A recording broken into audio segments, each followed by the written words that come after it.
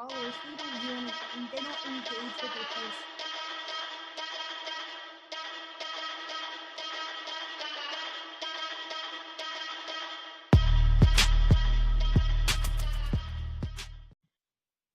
All right. So, welcome to Zoe Girl Talk, where we discuss everything influencing and really the business behind influencing. So many women in the industry are getting a bad rep, being portrayed as being bratty or, overprivileged, when there's actually a lot of hard work that goes into being an influencer, starting your own thing. And so we're excited to talk to women like you who are changing that perception, showing how hard you really are grinding so that you can become the next big thing in fashion. Yeah, it's definitely hard. Yeah. So without further ado, Grace, I would love to hear about how at 18 you were able to go to New York Fashion Week. I mean, I'm 30, I haven't been to New York Fashion Week yet, so amazing. You had pictures with Paris Hilton, Miss J, Alexander. I'm like, It was insane. It was definitely such a good experience. I got very, very lucky being able to shoot Fashion Week. My old graphic design teacher, actually, he went to art school, so he has like a lot of like artsy friends who are doing really well for themselves in the industry. So he gave me that connection with one of his friends who is a well-known photographer, and he was looking for an assistant for Fashion Week, and I was like, I volunteer myself, I will go, like, absolutely. So I got really lucky, and I was able to go to 3 days of Fashion Week, the first 3 days for spring and summer 2019. So that was this past September, and it was honestly such a great experience, and I'm definitely so lucky that I was able to go. that is amazing. Yeah. So tell me, like, where did you grow up? How did you get into photography? Well, I grew up in Morristown, New Jersey, so New York metropolitan area. Always grew up super close to New York. Always had a fascination with New York, like every kid from New Jersey does, I think. So I got into photography because of my mom, actually.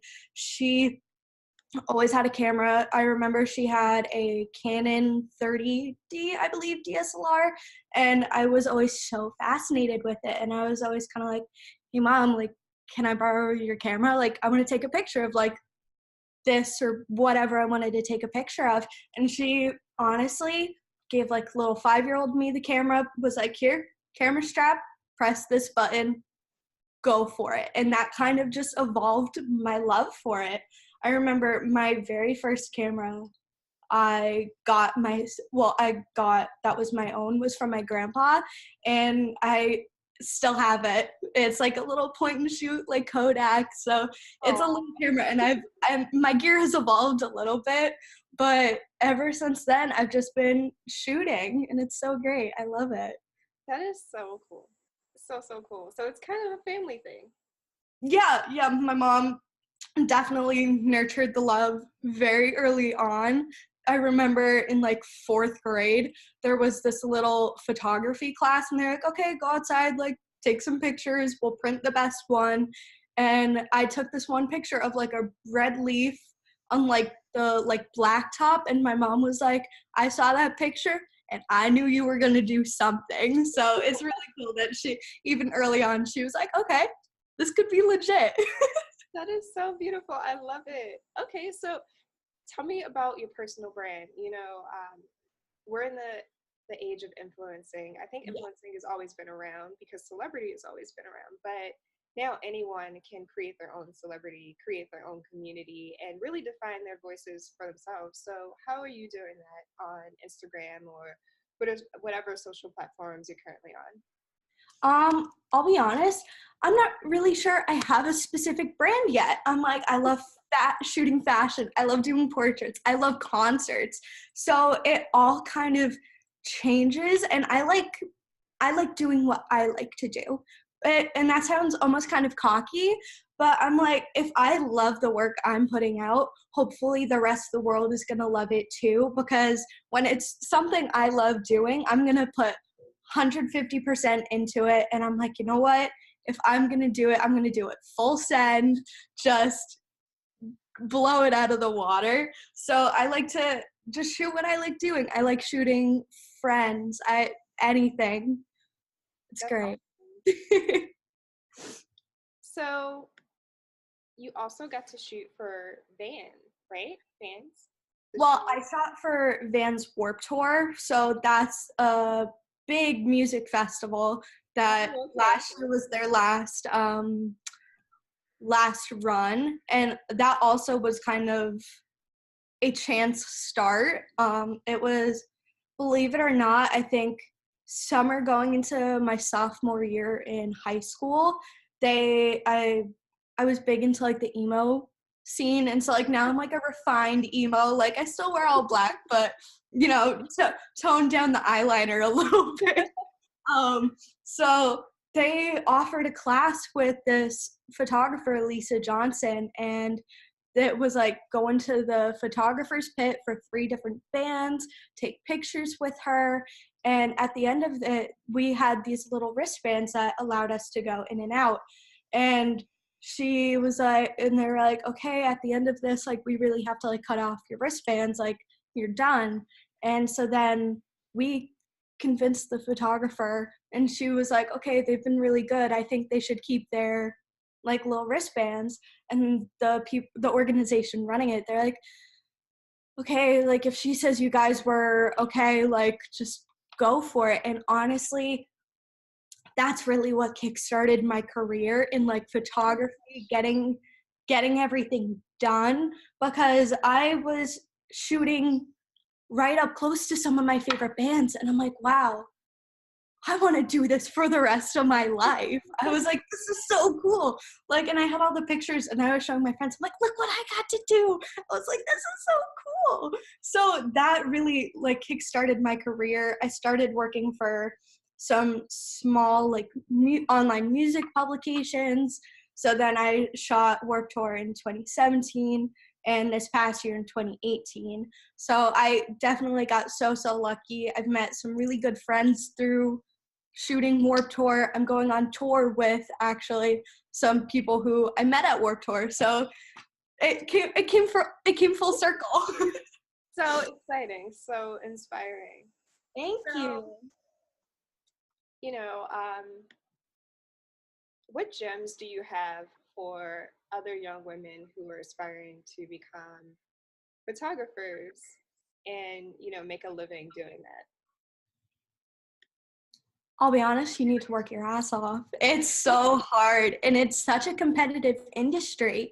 Everyone has a camera now, like on your phone, or even if you get a basic DSLR set, everyone has a camera. Everyone has the capability to be a photographer, but wanting to get into photography, you need to find your style, and you need to find kind of what your niche is and kind of pursue that.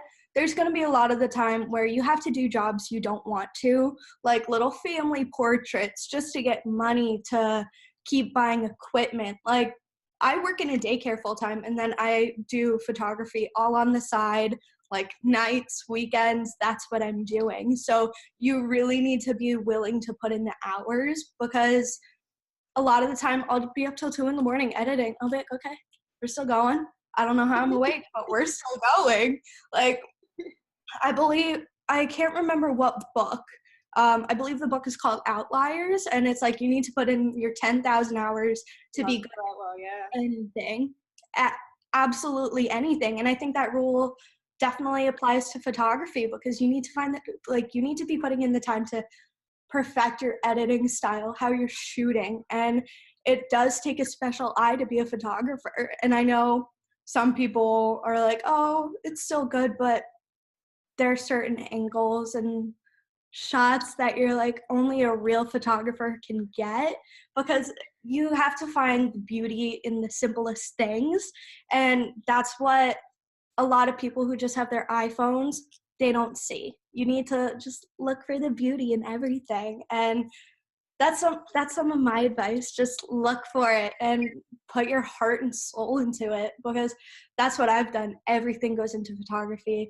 Sometimes I'll skip hanging out with friends. I'll be like, okay, I gotta go shoot. I got a job. I gotta put in this time. So it there's some sacrifices that come with it, but it's so rewarding if like this is what you want to do. It really pays off. You're glowing when you talk. You're selling it, okay? I'm like, Thank you. um, so one of the things that I really love about what you're talking about is this idea of perfecting your own voice, perfecting your own style. Um, I think a lot of people think that they're going to go into entrepreneurship or they're going to become a creative, but they want to replicate a style of a brand that already exists. Yeah, And they absolutely. already exist. Yeah. I think it's beautiful that you really have, at such a young age, the wisdom to stick true to who you are and Yeah. perfect that. That's Yeah, absolutely. so. Has community played a role in any way in your growth? And if so, how has community contributed to where you've gotten?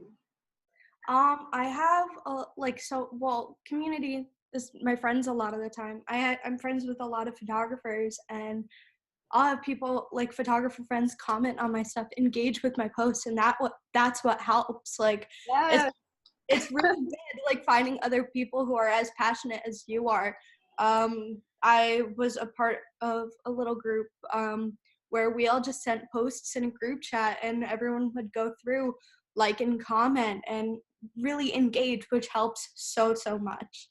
It's definitely good to find a support system.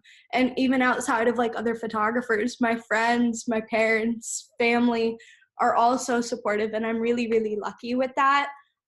It's funny, I was talking to my mom about how I'm trying to get my follower count up, and she told me, she was like, I'll tell my friends at work to follow you, I don't care. And that was just so funny to me. I'm like, the 3 followers do make the difference.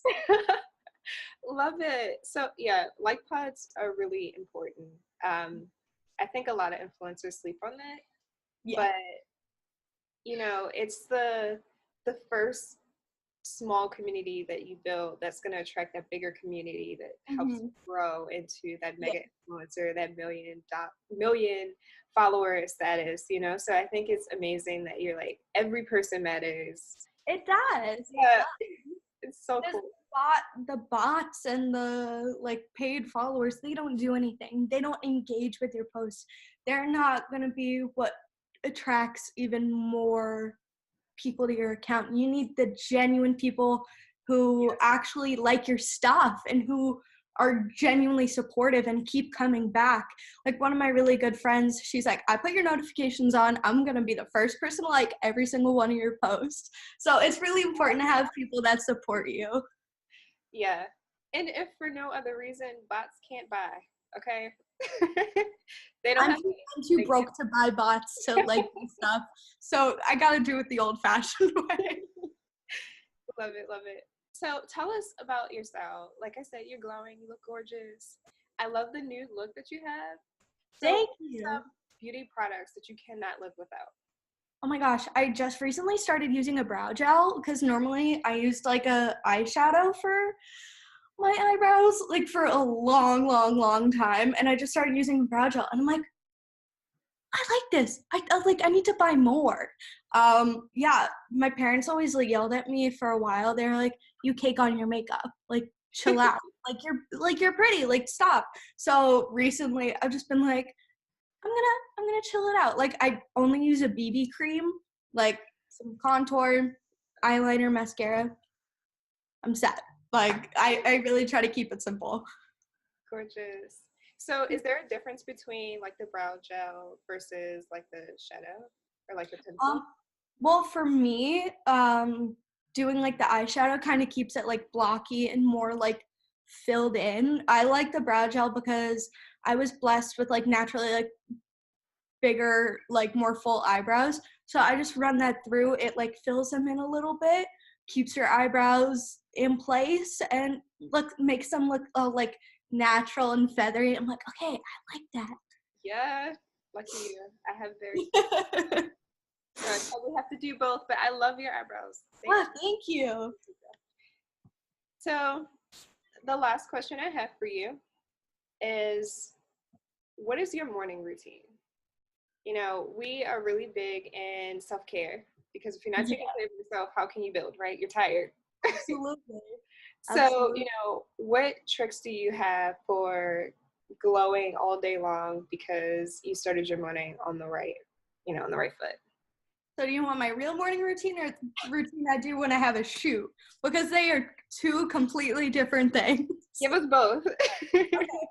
Honestly, on a normal work day, I'll wake up 20 minutes before I have to go to work, hop out of bed, put my clothes on, eyebrows, mascara, throw some cereal in a bag, I'm out. Like, that's all I do.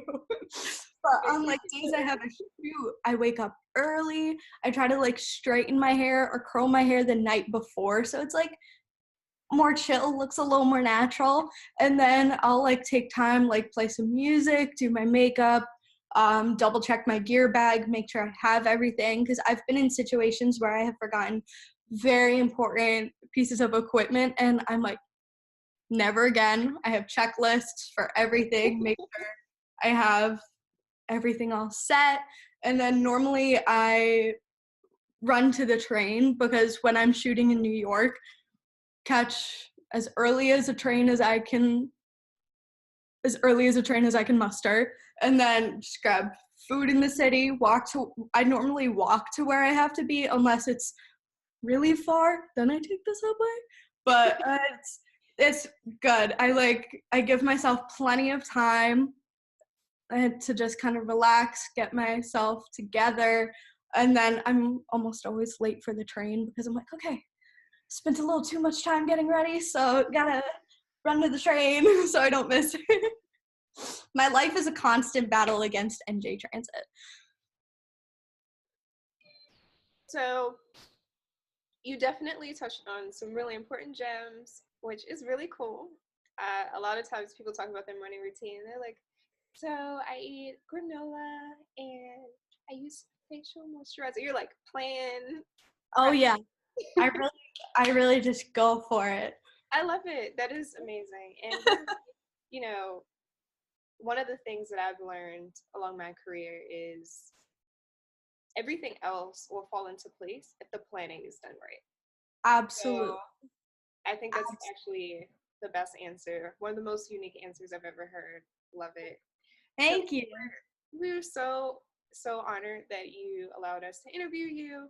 Thank you. So excited to share your story with our audience. Thank you. This is the first interview I've ever done about like me and like my photography stuff.